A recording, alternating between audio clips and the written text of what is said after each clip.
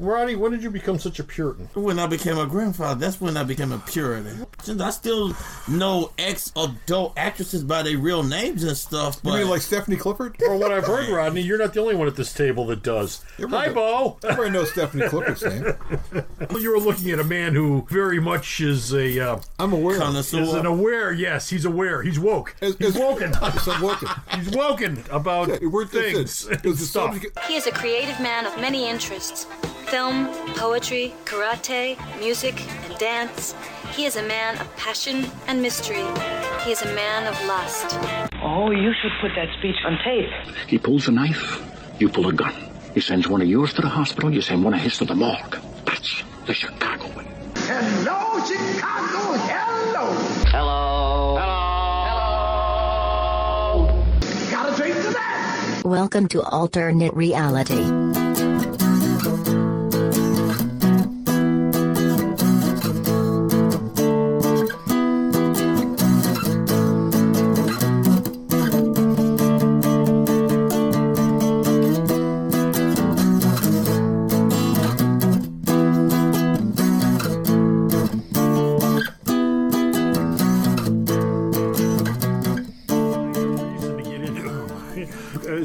You're giving me absolutely nothing, which is the reason why I sneak up on it all the time. You know why? Because if I tried to set something up, it'd just go down like the Hindenburg. Hey, folks, welcome to the show's podcast, The Alternate Reality. We're coming to you from the greatest little comic book store on the face of the earth, Alternate Reality Comics, located at the intersection of 111 and Kenzie, beautiful downtown Mount Greenwood. Alternate Reality, where all new comics are always 15% off every day. New Comic Wednesday, come on down. All my new first issues are 25% off all day long for everyone. And, of course, there are various other sales going on all the time here. Founders Day sales every 20th. Super Sunday sales every Sunday. Hero of the Month sale goes on 30 to 31 days, all month long. One character. All their trades 25% off. For July, it was Batman. I'm not sure who's going to be in August yet. I haven't picked them yet. I am being joined today by the two men, the dynamic duo that helped to make up the terrific trio of this podcast. First off being Rod Flash. Second off being Bo, how you doing? And of course there's me. Today, who are you? Comic book man. Today, yes, we're going to be talking about some deaths that have occurred in our circle of interest. Yes. As we've said before in the news, there are only three things that we care about here at Alternate Reality: wrestling, movies, comics. And we've had three passings that cut across all three of those over the last month or so, and we want to get spending some time to talking about them because each one of them affected us through their work in some way, shape, or form. Now, I personally never met any of them. One of us briefly met one of them. Yeah, I met one of them. But the three people we're going to talk today are Steve Ditko, Marvel artist for a long time, ending in the mid-60s, and we'll talk a little bit about that, but ending in the mid-60s. But Steve Ditko just passed away in the last month. Harlan Ellison, who is the enfant terrible of science fiction and writers, but a man who always stood his ground, always stood for his convictions, no matter who he would alienate in the process. He didn't care. But he didn't care. You got to respect him for that. And the third one we're going to talk about is Big Van Vader, formerly from the WWE, formerly from the WCW, formerly from New Japan. Yeah. He passed away in the last month also. So we're going to talk about all three of them: wrestling, comics, movies. All three will be covered by talking about the three of them. First one we're going to talk about is Big Van Vader. I first saw Vader on WCW about the time I started to get interested in WCW. I didn't come along to wrestling until WrestleMania 1, like most people did. I mean, the folks who had been watching wrestling for years and years before WrestleMania, that was like a whole different era. If you're talking about BC AD, that dividing line, WrestleMania 1 is one of those dividing lines. Everything that happened before WrestleMania 1 was like BC. Everything that happened after WrestleMania 1 was AD, as far as wrestling goes. And I showed up about that time. I didn't have any interest in WCW, and I tried getting into it for a while in the 80s, but I just didn't have any interest in it. But then I ran across Vader on an episode in the late 80s, and the guy was just a monster, and he had a great bit with that big head that he had on it. That spouted out steam, and he'd wear it to the ring. Armored elephant head. Yeah, he'd wear it to the ring. He would drop it before he got to the ring. People went, Wow, that's kind of cool. It was like a bison head. Yeah, I mean, he never wore it in the ring. He would always put it out. You couldn't. You couldn't. You couldn't see out of it. Yeah, he would put it there, and it would just... That's cool. As a matter of fact, I assume, although I think they hit it well, but the few times I watched it, I'm sure he was escorted to the ring because you couldn't see out the damn thing. No. There's footage of him when he died. There's footage of him. He walks out by himself. How did he get to the ring? You could see through the thing. There were eye holes in the thing. You could see through it. There were eye slits in the thing. Yeah. But it was all black, so you really couldn't see them. They were like little cross things. Because it was like a bison head with a neck. The neck it covered his shoulders completely. It would cover his shoulders, and you assume his neck and most of his head. Yeah, so he would... So the bison head would actually be sitting on his head. That's why when he came out, when he walked out with the head on, he never turned. He would just walk straight, get right to a certain point, like 4 or 5 feet away from the ring, and then he would take it off and put it on the ground. I walked my way through this. There's nothing in front of me blocking my way, so I don't want to do a shockmaster and fall in front of everybody and look like a damn fool. Right. And he would drop it, and he would go into the ring. He had the other headdress on that was, his weird-ass mask. Okay, I'm going to pull into my wrestling history on this one. I remember the exact time he showed up. It was when WCW was on Saturday nights on TBS. Yeah. Sting was in the ring, and Gary Hart said, I had a surprise for you. He kept saying it throughout the night. What's this big surprise? And Tony Schiavone was like, well, what's this big surprise for Sting tonight? And everybody knew Gary Hart back there. If you know wrestling, Gary Hart was the guy that was a bit evil, the guy that wore a business suit and was always a bad guy manager. Anyway, he said had a big surprise for Sting. And in walks this mountain of a monster with the helmet on.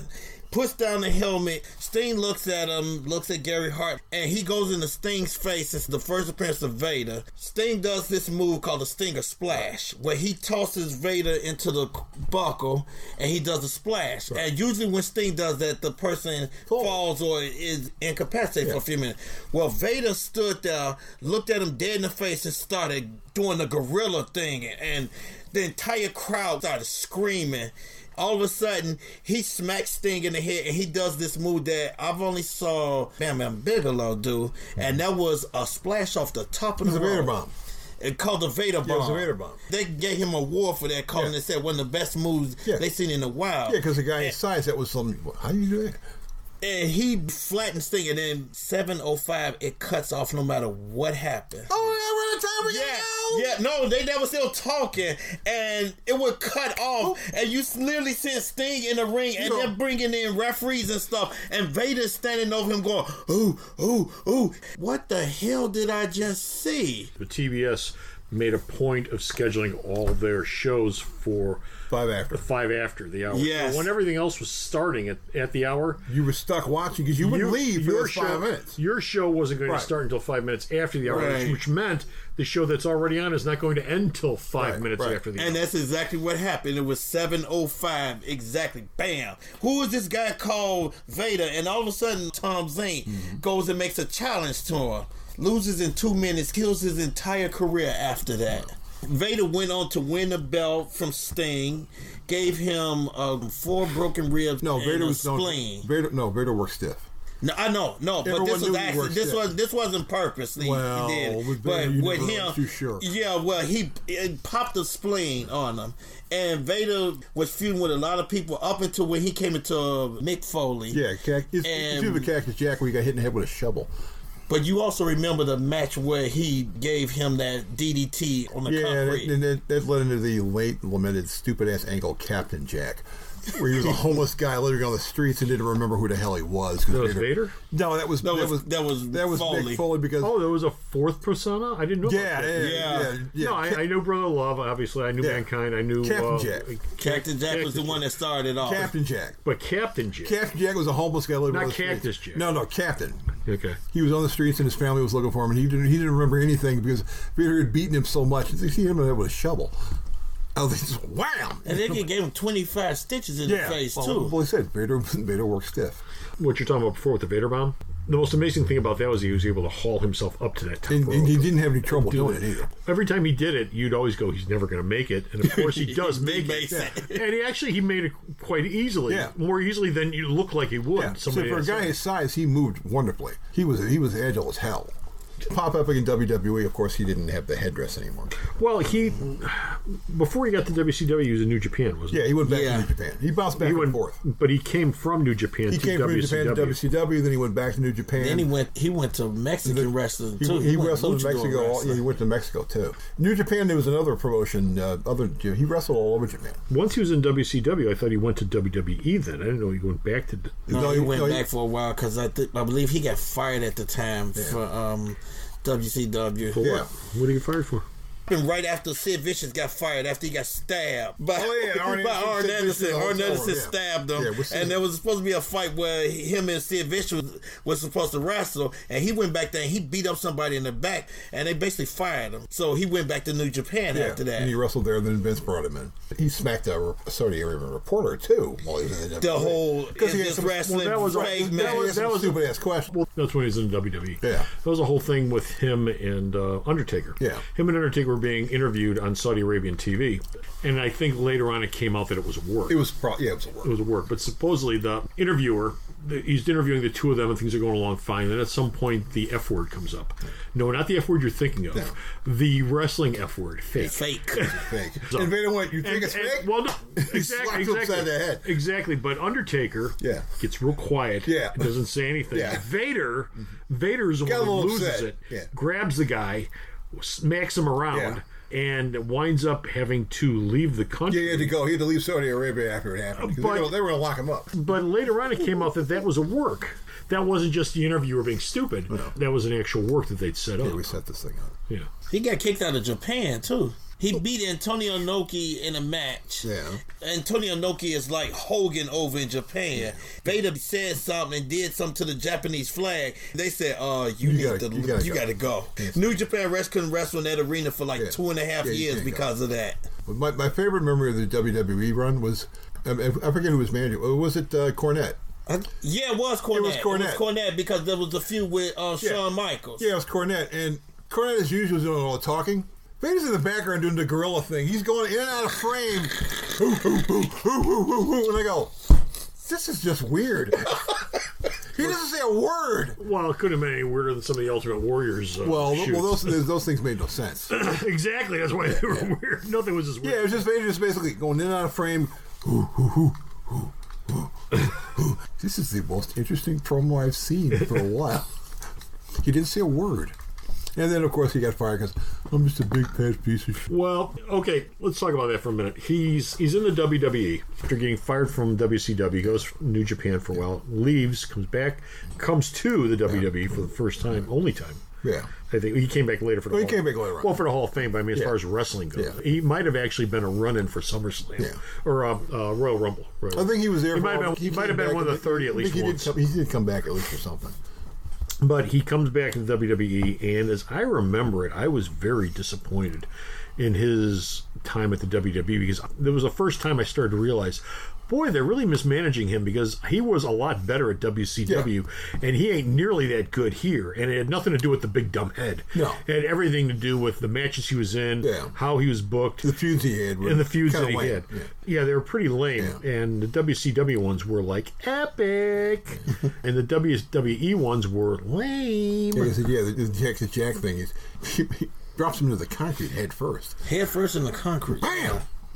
After like 2 years in, he got into this run where he was just losing over and over and over and over again. Why is he losing? After they'd set him up as this unstoppable beast, well, this unstoppable beast kept losing over and over and over again.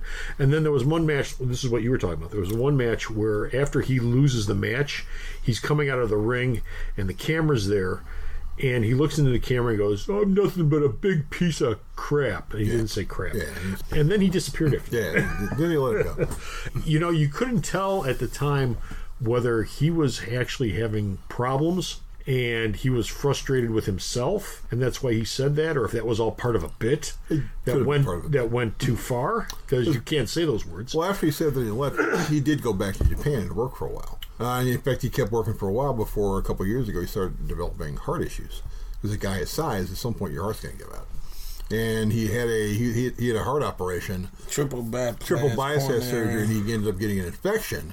in the hospital, and that's when he passed. But they said even before that point, anytime I ever would talk to him, he was always in great spirits. He was always social, he was always friendly, always helpful to anybody if you wanted to ask him a question about wrestling, he would sit and talk to you as long as you wanted to talk to him about wrestling. Didn't we see him on a table for three on the network? He did a table for three. Network? Yeah. Wasn't that with Sting and somebody else? Was it Sting and Flair? It was probably Sting because him and Sting became friends, and it was also reported afterwards that Sting was at the... Might have been DDP. Sting stayed with him up until the day he died. Yeah. He visited him every day and talked with him every day because Sting became a born-again Christian a little bit later in his wrestling career, and he basically talked to Vader for like every day up until the day he passed away. Yeah. So that's Big Van Vader. Rest in peace. Enjoyed the hell out of you, at least for WCW. I got a Vader shirt. Not so much with Vince. No. I ended up buying a Vader shirt. Like I said, I don't think that had anything to do with him. That was the way he was handled. That was the way. Well, Vince didn't know what to do with him at a certain point. Yeah, Vince wanted him. Vince got him, and then once he had him, like so many other people, Vince is God, and he didn't know what the hell to do. Yeah, you got to know about a year or so, and went, what am I supposed to do with him now? Okay, that's it. We're going to take a break. When we come back, we're going to talk about Uncle Harlan.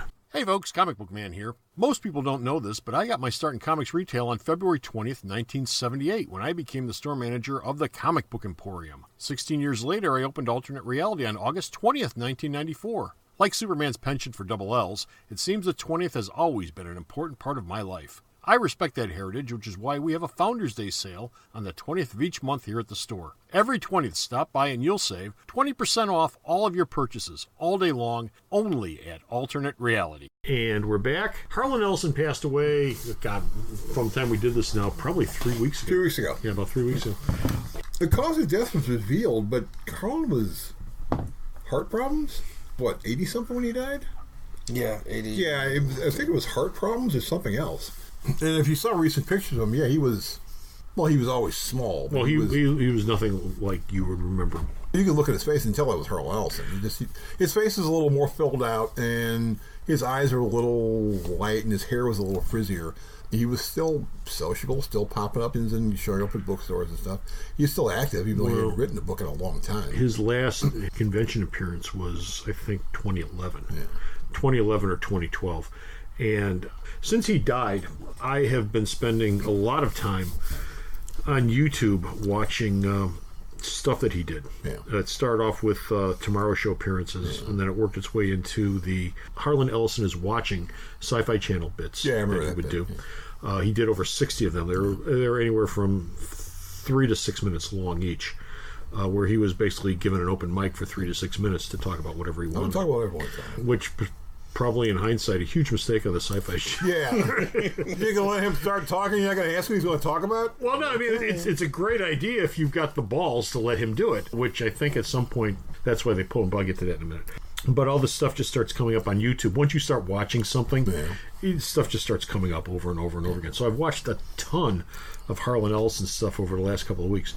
And one of the things that I noticed about Harlan, and there's lots to notice, but one of the things I noticed about Harlan is he had this affectation with a pipe in his early part of his career. Every time when he did sign things. Every appearance he ever did, from what I've seen, at least all the video tape ones, and I'm sure in private too, he's got that pipe and he's sucking on it. Yeah. On the Tomorrow Show, on Merv Griffin, on little cable shows. I mean, Harlan, from what I've seen, he never stuck up his nose at doing any sort of appearance. He would go just about anywhere, as long as they'd let him talk about what he wanted to talk about. But he always had that pipe. That pipe disappeared somewhere probably in the 90s. And you could sort of tell by looking at him. You're looking at this stuff from the late 70s and the 80s and the 90s, and then you get into the early 2000s. You can just tell that something is eating away at him. And one of the things he said in 2011 that this was his last convention. They asked him why. And he says, because I'm dying inside. Yeah. He said, why are you dying inside? I'm melting inside. Why are you melting inside? I've got some stuff that's killing me. And I am betting it was probably cancer. No, it was liver cancer. And he died of liver cancer. And I don't think that pipe helped anything. Yeah, he died of liver cancer. He worked that pipe like he was the pretentious, wise college professor, like he was Reed Richards in the early Fantastic Four comics. And I would bet that's probably what took him. I think he did a liver. Now, of the three of you, I'm the only one I actually met and hung out with him for like at least about 15 minutes. When I worked at a Benjamin bookstore at O'Hare Airport. Oh, I got a story about that, but go ahead. Yeah.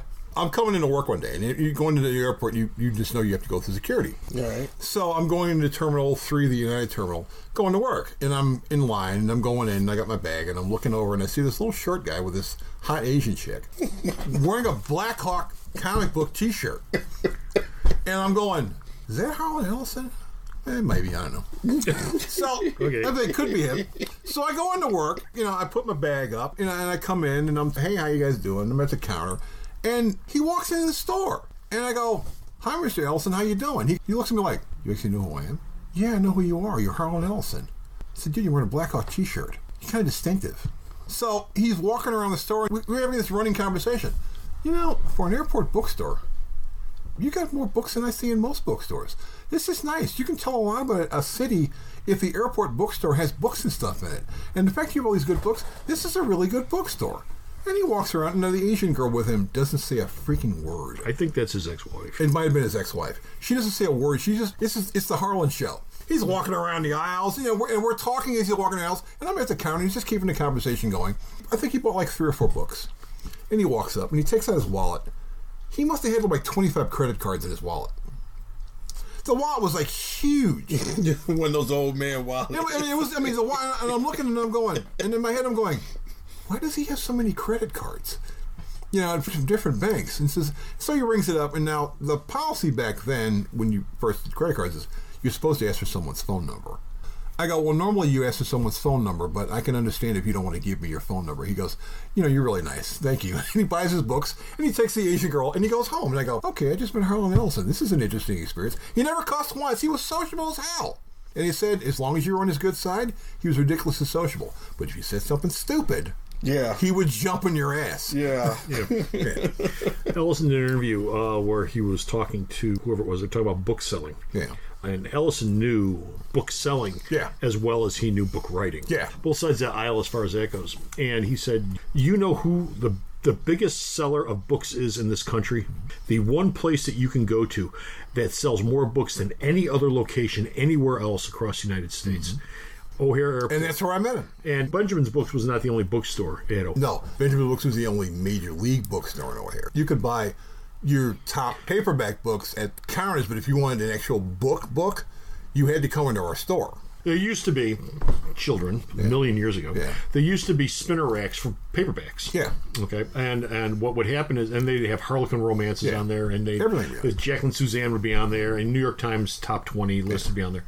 And he said that what they would do with that spinner is it would change every day. Yeah, they were filled by rack jobbers. They were called rack jobbers. Okay. Their job was to come into the store and change the inventory. If you ran that store, you didn't have to change anything. Right. Because they did it all for you. But they'd come on a list, and Stephen King would be on there, and everybody would be on there. What happens is you go from the top of the rack to the bottom of the rack. Yeah. And the ones that are at the top are at eye level. Yeah. Those are the ones everyone sees. Right. Those are the ones that get picked. They count. How many of this did we put in this slot yesterday? How many are gone today? Yeah. If they're all gone, that author goes back in there. Goes back in that spot. If they're not all gone, that author goes down a slot. Goes and we put someone new in there. All the way to the bottom. And Ellison was saying, my books, they'll go up there, and within 3 days, they'll be at the bottom of that rack. Yeah. Stephen King the same way, though. It wasn't just him. It's any author. It was incredibly cutthroat. You're there at the top of that spinner rack, you're gold. Yeah. But if you're not moving, you work your way all the way down to the bottom. You're on that bottom rung, and then they take you out because someone else new is going to come in, and you're going to knock everybody back down. And they take those numbers at the end of each day. They run them, I guess, at New York. Yeah. They look at them, and if there's like 40 slots on that spinner rack, if you've worked your way down to slot number 40, you can't maintain that slot, you're out the door. You're out the door. And that can all happen over the course of 4 days. Oh, yeah. Man. The evolution, we're not talking weeks. We're not talking months. We're talking 4 days. It's 4 days. Because, at O'Hare Airport. They would come in at night in the couple places that sell it, and they would come in and they would switch out everything. I mean, you would go there in the middle of the day. The magazines that are supposed to be on sale Monday, they were there at O'Hare Airport because I had to walk past that place to get to the store. And they would change that Friday, and you'd see them coming in with the stuff and switching everything out.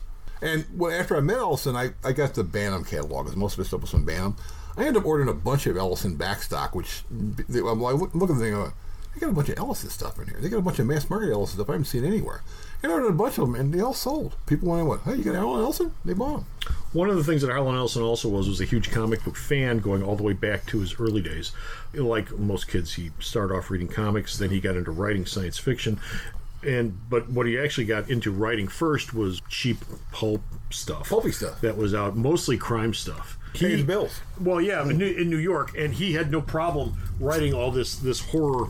And I don't mean horror like monsters. I mean horror like, then I killed him and started to chop up his body in the bathtub, type crime stories. And he would do these things at like a penny a word. He credited that was where he cut his teeth, where, you get in there and you got to grind this stuff out every day. And it might be miserable and it might be soul crushing. But what it does do is it forces you discipline to write, and it disciplines you to write. I gotta get this book out. I gotta get this out. I gotta get this out. I gotta get this out. I can't eat if I don't get this book out. One of the things he always talked about was that he was a comic book writer. I know a lot of people are probably saying, I don't remember any comics Harlan Ellison wrote. Well, he wrote comics, but he didn't write very many of them. No. But he was never had a DC miniseries. He was never ashamed of having comic books as one of his things on his resume. He was much proud, I'm sure, of his books, but he always treated comics as being just as worthy of respect as any science fiction novel or of any book that's being written. And he would talk a lot and show off his comic book collection all the time. And he was reading comics through 70s, 80s, 90s, 2000s, probably right up to the end. I was assuming he was getting comp boxes from companies. They're like, this is Harlan's books. Who cares? But if you want to know what Harlan Ellison wrote, I got a list here, and there's only a couple of titles on here that people will probably remember. Anthology of Slow Death by Wingnut Press in 1975. Ariel, Book of Fantasy, #2 from Ballantine. These are comics. Avengers, yes, those Avengers. Issues 88 and 101. Batman 237, one story. One whole story. One Batman story. Daredevil 208. Detective Comics 567, again, one story. Harlan Ellison's Dream Quarter, which was a miniseries based off of his series of novels, Harlan Ellison's Dream Quarter. That was Dark Horse. Which was Dark Horse, and it ran 3 issues, I believe, in 1995.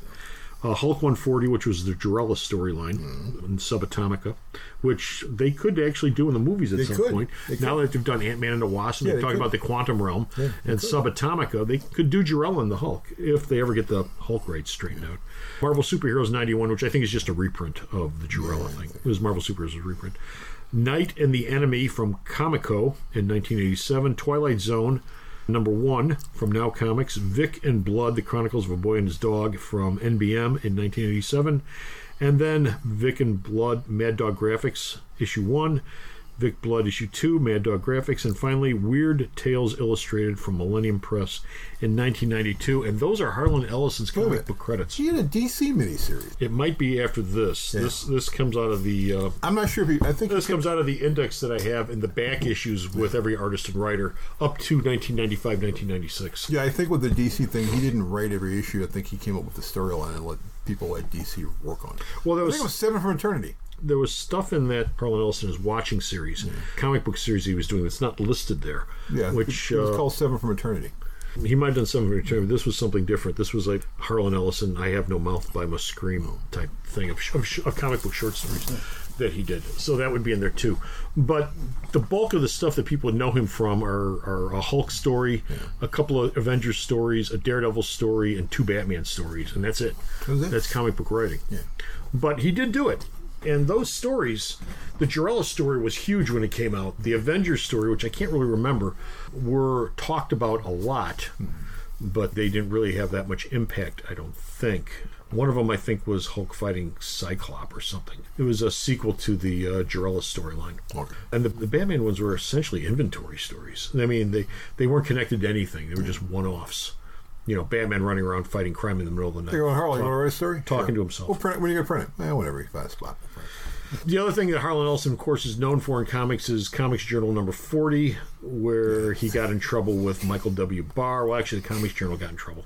Mike Fleischer. Mike Fleischer, not Mike Barr. Mike Fleischer. He basically called Mike Fleischer a sick, twisted, you-know-what. Because of the Spectre story. Spectre story. He goes, dude, that's not what comics is supposed to be about. Something's wrong with you. No. He was doing it as a compliment. He was doing it as he was complimenting it. In order to do those stories like that, you have to be sick and twisted. Which Mike Fleischer took the wrong way. Yeah, he took it the opposite way because He didn't realize, I'm trying to tell you something nice. No, it makes you sound like I'm a serial killer, and I wrote the story. I don't like the way it sounds. He's like, no, this character's creepy, and you doing stuff to him. This is awesome. You were really sick.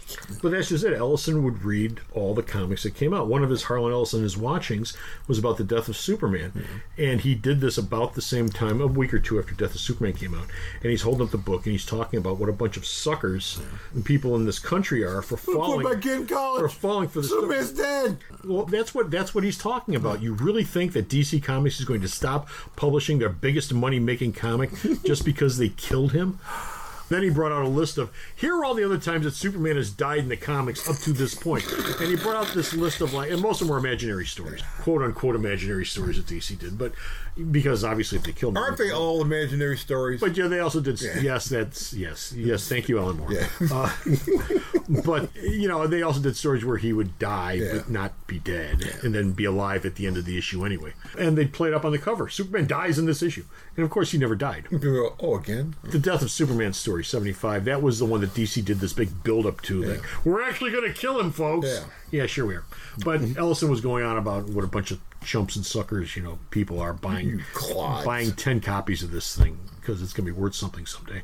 And you're going to put your kids through college. Yeah, and no, you're not going to do it. It's not going to happen. What kind of college is it? Juggling clown college? There you go.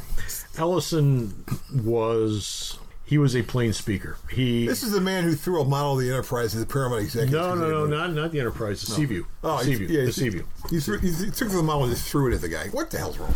Well, Ellison did a lot of TV writing, late 50s through the mid 60s. As a matter of fact, the 3 stories he's best known for, and he did other stuff too.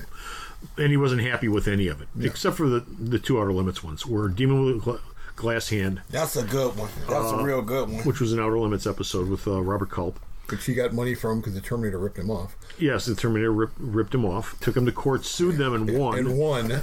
James Cameron was dumb enough to say to a friend of his while they were shooting the movie, hey, where'd you get this idea from? This is a great idea. He said, I watched a couple of old Outer Limits episodes. I just took it from that. Bam. There you go. Okay. Well, there you go. They only did so many Outer Limits episodes. Right. They did so many about soldiers from the future coming back to the past. I wonder what storyline you got. But dealing with the Glass Hand and what's the other one? There were 2 Outer Limits. Was it the one with Michael and Sarah coming with that strange talking? Yeah, that's the actual warrior from the future being thrown back into the past through time travel and chasing after the other guy. Right? And chasing after the other guy. That sounds like Terminator. But I forget the name of that episode. I forgot the name of it too, but I want to say Ultimate Warrior, but I don't think that's it. It could have been. That name's been used a lot for a bunch of stuff. He also did an episode of Voyage to the Bottom of the Sea, which is what you were talking about, which went under his pen name of Corn Warner Bird. Whenever he wrote something and he wasn't happy with how they changed it, because they always change stuff, and he wasn't happy with it, he said, okay, take my name off and use my pen name, Corn Warner Bird. Yeah. But there was an episode of Voyage to the Bottom of the Sea, and it pissed him off so much. If you ever watch the show, there is a great big model of the Seaview sitting in Nelson's office. Yeah. It was actually featured prominently in Nelson's office in the movie with Walter Pidgeon, but it would show up in the actual series too. It's this great big model, it's about 6 foot long. Ellison literally picked that model up and threw it at Irwin Allen because he was so pissed off over what he did with his script. Threw it at him like a javelin. Which I think is probably the reason why you never saw it again after the first season. Broke it. He probably broke it. Al probably ducked and hit the ground and go, oh, it's broke.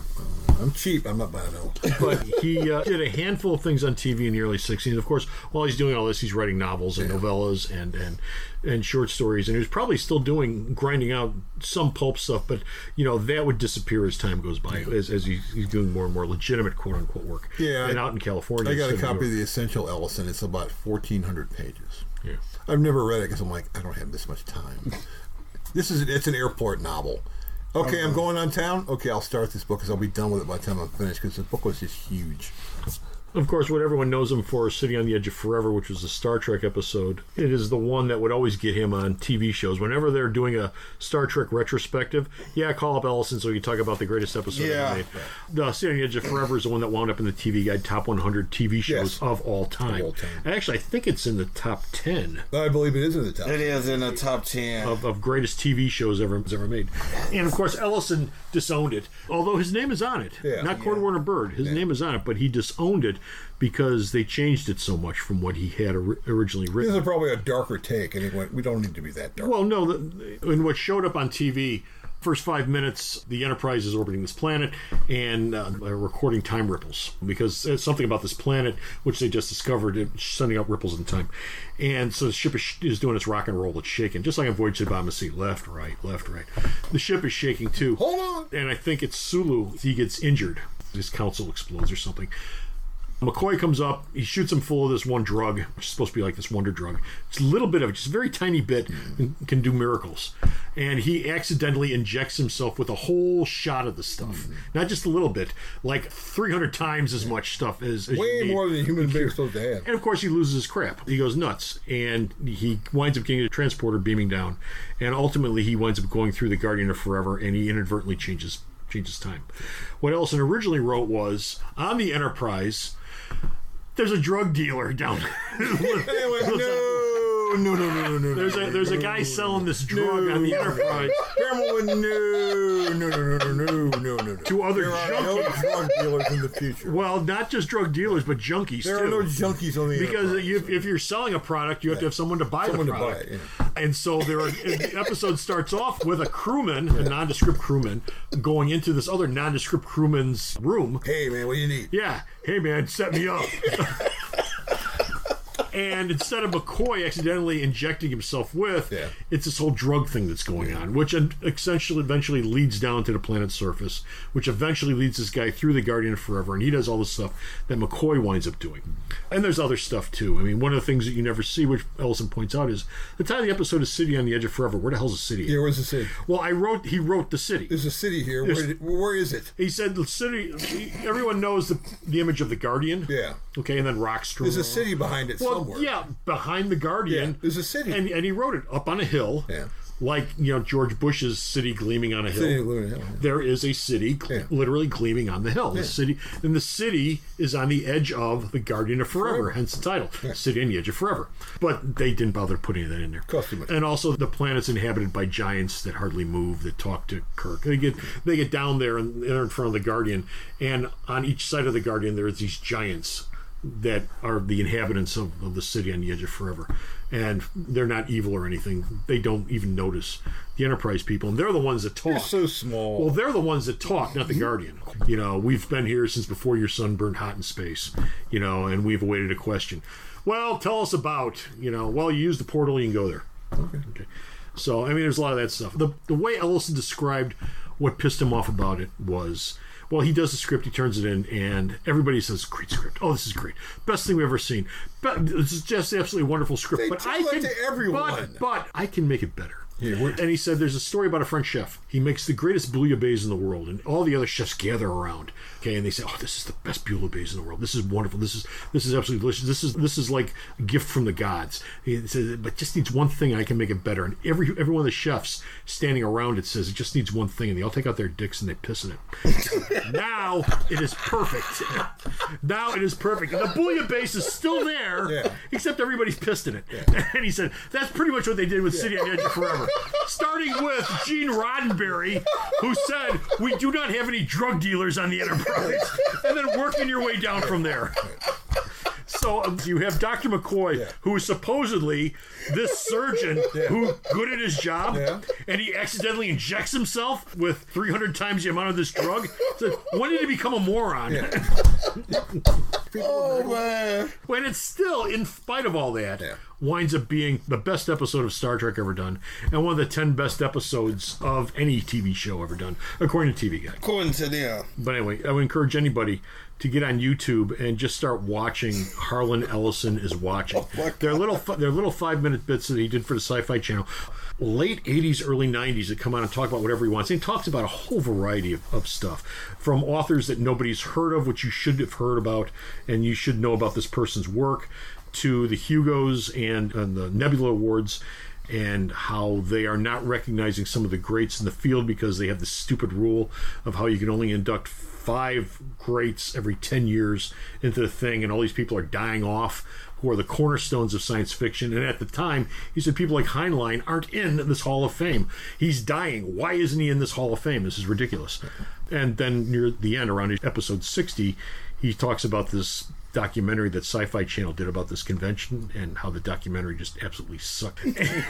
And then he stopped doing them after that. I think that's what got him fired. He's insulting us. Well, the Sci-Fi Channel gave him a wide berth to insult everyone else, but when you start attacking us, and of course Ellison's attitude was, I'll talk whatever I want to talk about. Okay. I'll talk whatever I want to talk about. No format. You tell me I talk about this what I want to talk about. You fire me, you fire me. Fire me. Okay, I'm fired. But that's Harlan Ellison. Got anything, Rodney? I'm gonna miss him.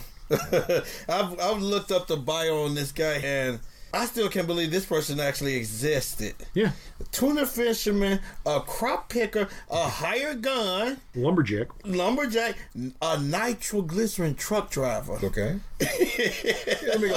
he ran away from home when he was 12 or 14. He had to make a living. And these are some of the jobs he did between 12 and 14. And he kept coming back. And winding up in New York as a writer. Yeah. Those are some of the jobs he did. Yeah, he had to find work. He needed to find work, and that was the way he made his living.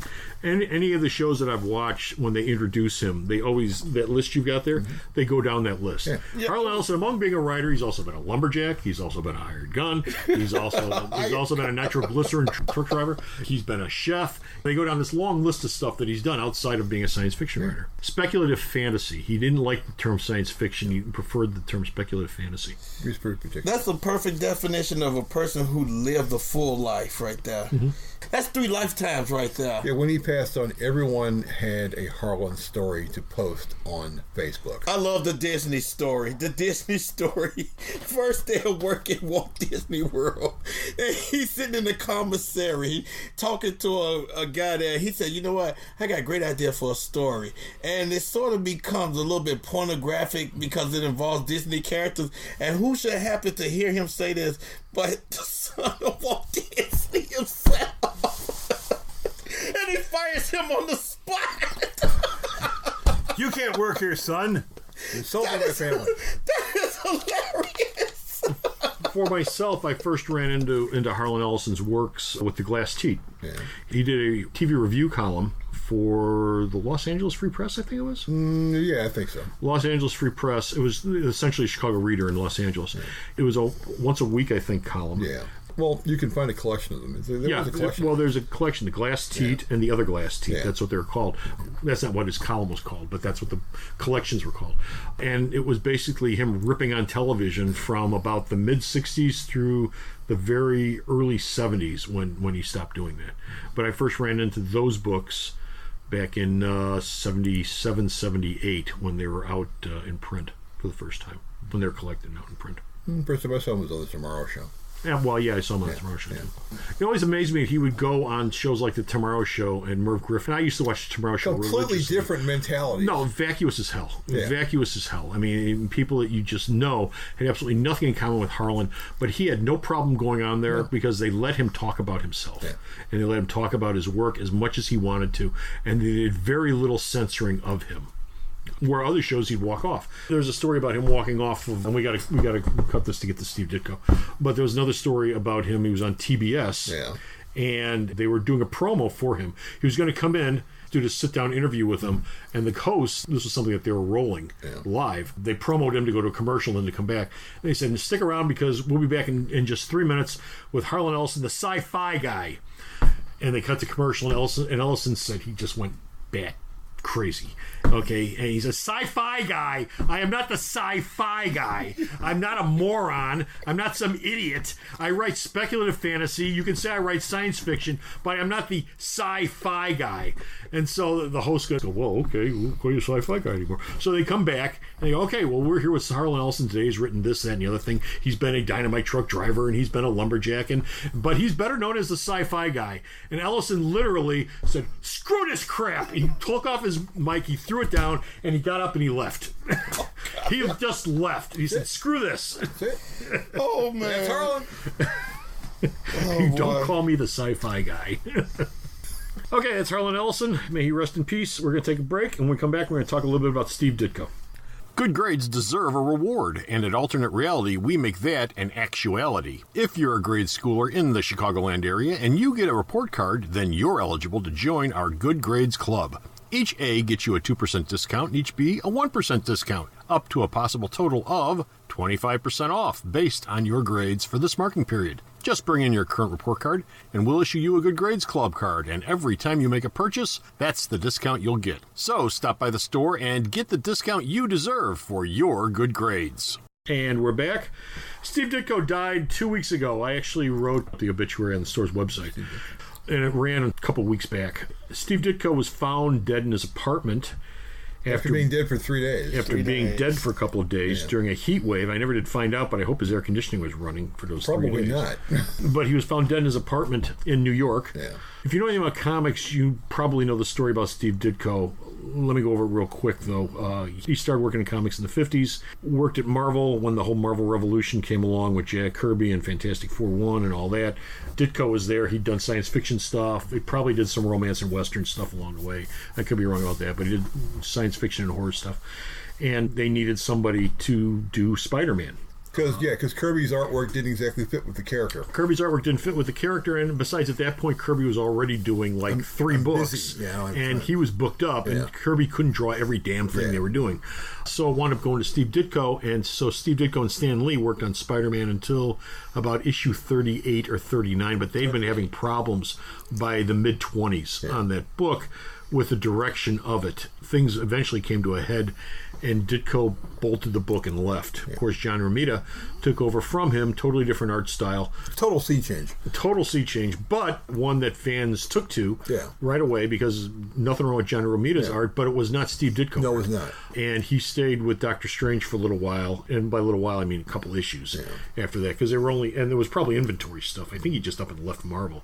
I think he had a couple issues of Strange Tales coming out after that. And then he was, as far as Marvel was concerned, he was gone. He jumped to Charlton and DC. At Charlton, he did Question, The Question. He also did Blue Beetle Revamp. Yeah. He also did some work in Captain Atom, although I don't know how much he was involved in. He was a co-creator of Captain Atom, from what I found out. Well, he's co-creator of Blue Beetle, too. Although, of course, Blue Beetle goes back to the 40s. He was a legacy character. He didn't create Blue Beetle, but the Ted Kord version. This version of Ted Kord. Yeah, the Ted Kord version, which carried into DC when DC picked up the company.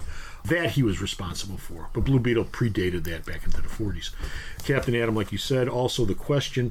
While he was at DC, because he was splitting his time, I'm not sure if he was exclusive of one or the other, or he was just jumping back and forth. But he did Hawk and Dove. He did The Creeper. He did, in the 70s, that was the 60s. In the 70s, he did Shade the Changing Man. Probably something else there that I'm not thinking of. You got something there, Ron? No, he went to Independent and did a book called Mr. A. Mr. How can I forget about Mr. A? I'll get to Mr. A in a minute. Mr. A is like the lodestone in the middle of his career.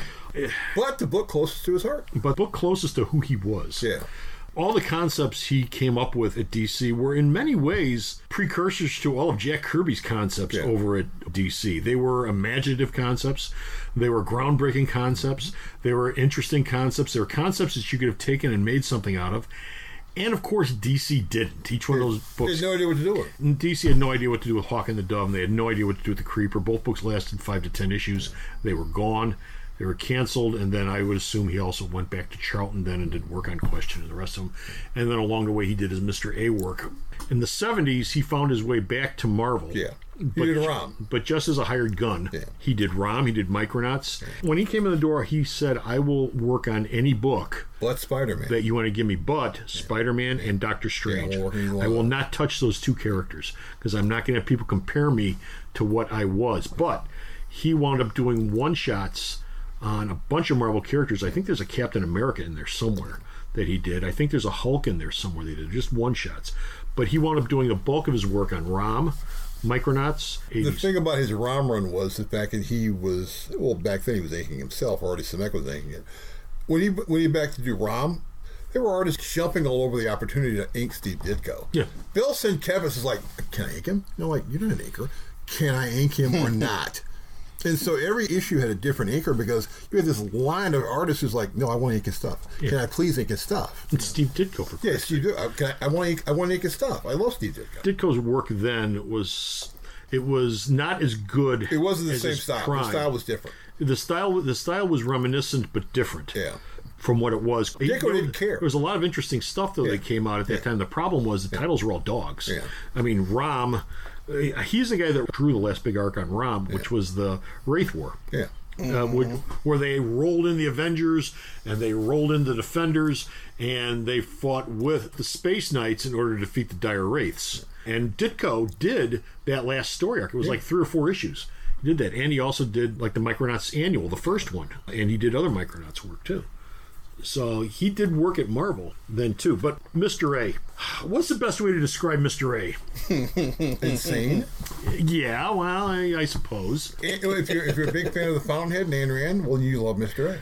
Oh, Mr. A. That's where he came from. He was a big Ayn Randian fan. I know. Mr. A was not a story per se as a manifesto each issue. If you're looking for guy robs a bank and Mr. A goes and hunts this guy down, that's sort of in there, but what's really in there is Mr. A going on and on and on about how the world is made up of blacks and whites, but there are no shades of gray. No. You're either good or you're bad. If you steal a loaf of bread because your family is starving, you've done a bad thing and you have to be put in jail for that. But my family is starving. That doesn't matter. You've stolen a loaf of bread. You're better off your family. You are a criminal. Better for your family to starve than for you to break the law. To break the law. And Mr. A's, I still remember this to this day, Mr. A's mantra was, there is no good, there is no evil, there is just Mr. A. Yeah. And Mr. A says, there's black and there's white. Yeah. And black is black and white is white, and we do not mix the two to make gray tones. It was an indie comic, it probably ran 4 or 5 issues. There wasn't really a coherent storyline there of any type, but it is 30 pages of absolute manifesto of political belief. And yes, very much in the mold of Ayn Rand. Very much in the mold of libertarianism. Yeah. Much as Harlan Ellison lived his life the way he wanted to, Steve Ditko did too. Steve Ditko, when Sony did the Spider-Man movie, because he and Marvel weren't really talking, they offered him $1.5 million check. He turned it down. He said, no, if I take the check, it means that I accept what they did. Or there is black and white, but there's no gray. There's no gray. If I take the check, then I'm an accomplice. I'm saying, if I take the check, then basically I'm saying what they did was right. I'm acquiescing to what they did. So, and Marvel's attitude is like, we try to talk to Steve. We tried to do it. He wouldn't talk to us. He would talk. Comic people could show up at his apartment. He would talk about comics all they wanted to. They would show up and hang out at his place in New York, and then they would talk to him, and then they'd leave, and then you wouldn't. His thing was that he said, "I'm not here to be famous. I let my artwork be the famous thing. I'm just a person that draws. He don't care about Steve Ditko. Right. Just care about." He did not want to be called sturdy Stevie Ditko. Ooh, he did not want to be a celebrity. He just was like, let me draw the book. The book's out. You read the book. You like the art. Great. That's up. Other than that, leave me alone. Well, he was a recluse. Yeah. He had an apartment in New York. Yeah. He very rarely came. I mean, he went out of it to shop. He went out to get food. But I mean, he lived in his apartment. Yeah. In the same way that the cat lady with the 30 cats would live in their apartment. He stayed there and only came out when he had to. Yeah. And had very little connection to people in the outside world. I mean, you said artists would come over and talk to him. Yeah. I would assume that got to be less and less as time went by. Well, there was some that kept going over. I mean, the man died in his apartment, was found 4 days later. Yeah. That tells you that nobody's paying attention to him. Obviously. And they're not paying attention to him not because he's not Steve Ditko, the great comic book artist. They're not paying attention to him as they've been told, leave me alone. Yeah, he's a recluse. he wanted to be left alone. He doesn't want anybody talking about his death. He would rather you didn't talk about his death at all. I know. He wanted to be left alone. Yeah, you know what's even sad about that is the fact that the writers for Doctor Strange said they had no problem writing a check to Ditko, but they said he probably wouldn't accept it. He wouldn't take it. And somebody asked them, well, what are you talking about writing a check? They said, this character's going to be big. Yeah. They wanted to invite him to the set and hang out and talk to people. He didn't. And he refused to do it. They said point blank, he's not going to do it. He didn't leave New York. Stan Lee is the luckiest guy on the face of the earth because the two people who were most responsible for him being famous, one was too much of a gentleman to say anything, and the other one was a recluse. Yeah. Okay, and it gave him free rein to go out and say. And again, Stan Lee never said, "I created all this stuff." He didn't. But he said, yes, I co-created with Steve Ditko, or I co-created with Jack Kirby, and now we'll talk about me for an hour, and we're never going to mention those other two ever again. And if they are mentioned, they'll be, I would give their artist, or I would tell the artist, or I would sit down with the artist. We won't mention his name, because we mention me instead. Stan Lee's one of the luckiest guys in the world, okay, to have that in his back pocket to work with. I heard some stuff about Ditko when he did Doctor Strange that a lot of college people started picking it up, and because of the fact that it was psychedelic, they said, oh, these people are doing this must be on drugs or something. They tried to make a pilgrimage to go find Ditko at the time. He didn't work at the Marvel office. So he worked at home, had his stuff FedEx over to there, and that was it. They literally hung out there and asked people, oh, you know where Steve Ditko lives at? Yeah. You know Steve Ditko, what do you want? You dirty hippie, what do you want? You know where Steve Ditko lives at? The guy that did this book right here, holding up a Doctor Strange, the storyline there where he did Eternity for the first time, drove them crazy. They kept saying, we got to find this guy Steve Ditko. What kind of drugs is he taking to be drawing a guy like this? This is awesome. This is awesome. I don't think he even smoked. No, he didn't. But it was the fact that he tapped into something that Ditko used the drug of imagination. Yeah. That's all that. You don't have to get stoned. I might help, but I mean, I suppose getting drunk watching a movie helps with some movies too. But that's not the point. But I mean, if you look at his Spider-Man work, the poses and the positions that he put Spider-Man in, and just his frame layout. His most famous frame is the one that I put at the top of my Facebook page, which is the last panel of, I think, his last issue, where he's got Peter on one side and Betty Brant on the other side, and in the middle, the shadow of Spider-Man in the middle, putting his hands out, literally pushing the two of them apart. That's just absolutely brilliant. I don't think he's done other issue of Spider-Man. He did many others too back in the 60s. And the one everybody remembers is Spider-Man with all the machinery on top of him, trying to push it up. Plan a storyline. Yeah, it's a 9-panel layout where at the very first panel, Peter's there. I can't move this. I can't move this. And you go through the 9 panels where he's going, but I have to do it because Aunt May. She needs to get this medicine, otherwise she's going to die. And Uncle Ben, I failed you, and J. Jonah Jameson yelling at him, talking about you're nothing, you're nothing. And he's slowly pulling up. And just the plot itself of the bad guy's going to do this thing, and I'm the only one that can stop him.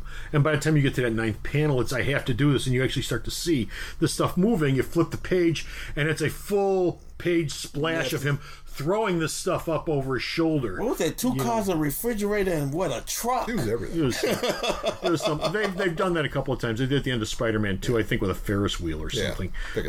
Peter was balancing on his back, and I think they did it in Homecoming too, when he was fighting the Vulture and the concrete columns come down on top of him, and pinned underneath him. It's the same thing. But yeah, that's been done before. But I mean, it's never been done as powerfully as those 10 panels, the 9 on the page and the splash when you flip it over. And that's just brilliant. And he repeated himself again in the first Spider-Man annual, the first appearance of the Sinister Six. You have that annual is broken down into little sub-chapters with each one of the 6, with Spidey fighting them. And each one of those 6 is a capper on it of a full page spread of Spidey fighting that villain, whoever it is, Mysterio or Electro or Green Goblin or Sandman or whoever it is, and the composition leading up to that, and then the actual picture itself. It's just brilliant. Ditko was brilliant beyond words in a lot of ways, in a different way completely from Kirby. Yeah, but in his own way, just as influential. Tragedy is he didn't get to do more. And Kirby, not that Kirby didn't have a tragic end, with his career too, but he got a lot more work out there and a lot more material out there than Ditko did. Well, Ditko wanted to be left alone. And yeah, there's no relatives, so can the relatives sue for Spider-Man? He didn't leave any relatives. There's no kids. There's nothing. Ditko was it. He's the end of the run. What a hell of a run. Okay. Well, rest in peace. That's it. Thank you, gentlemen, for coming in today. Be sure to stop at the store's website, myalternatereality.com, where you can find Bo's news, you can find JR's reviews, Vito Carly's reviews, shipping, and much, much more. myalternatereality.com. Be sure to stop off at Alternate Reality, the store, located at the intersection of 111th and Kedzie in beautiful downtown Mount Greenwood.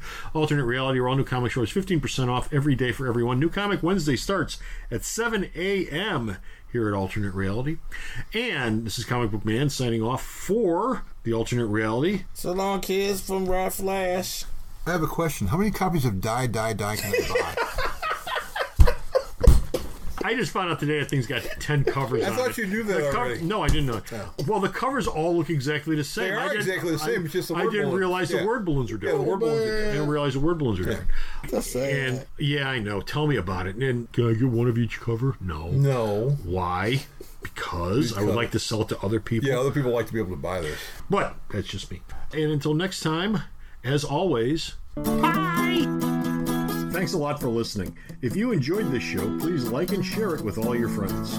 We value your feedback, so drop us a question, comment, show idea, or complaint either at arcomics@msn.com or, if provided, in the comments section down below on this platform. The opinions expressed in this episode are solely those of the individuals and not necessarily those of Alternate Reality Incorporated. This show is, as always, coming to you from the Alternate Reality Comic Shop, located in the heart of beautiful downtown Mount Greenwood at the intersection of 111th and Kedzie, serving Chicago comics fandom since 1994. I'm out of here.